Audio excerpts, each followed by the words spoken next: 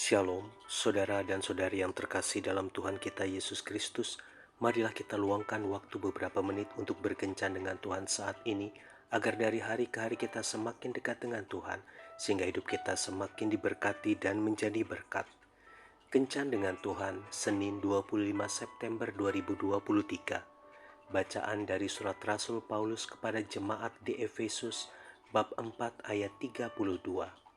Tetapi hendaklah kamu ramah seorang terhadap yang lain, penuh kasih mesra dan saling mengampuni, sebagaimana Allah di dalam Kristus telah mengampuni kamu.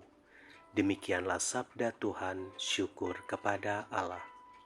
Saudara dan saudari yang terkasih dalam Tuhan kita Yesus Kristus, ada pepatah berkata, lebih mudah membangun daripada mempertahankan.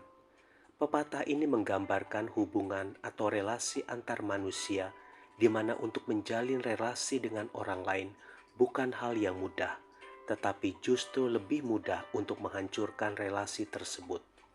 Kenyataannya memang untuk mempertahankan relasi itu cukup sulit, karena kebanyakan orang hanya mementingkan kepentingan dirinya sendiri. Hal inilah yang sering menjadi awal dari perpecahan. Saudara dan saudari yang terkasih dalam Tuhan kita Yesus Kristus, permasalahan inilah yang menjadi keprihatinan Paulus terhadap orang-orang Kristen di Efesus. Relasi di dalam jemaat Efesus kala itu adalah relasi yang baru terbentuk, sehingga memiliki risiko yang tinggi terhadap munculnya konflik dan perpecahan. Oleh sebab itu, Rasul Paulus menasihati mereka untuk membuang segala rasa sakit hati di antara satu dengan yang lain sebagai umat Tuhan, dengan cara melandaskan hidup mereka dengan mengingat akan kasih Kristus yang telah diberikan kepada mereka. Harapan Paulus dengan berlandaskan kasih Kristus dapat terbangun keramahan untuk saling merangkul dan sikap saling mengampuni. Akhirnya dapat terwujud kehidupan bersama sebagai tubuh Kristus. Saudara dan saudari yang terkasih dalam Tuhan kita Yesus Kristus, hal yang sama juga Tuhan kehendaki dalam kehidupan kita sehari-hari.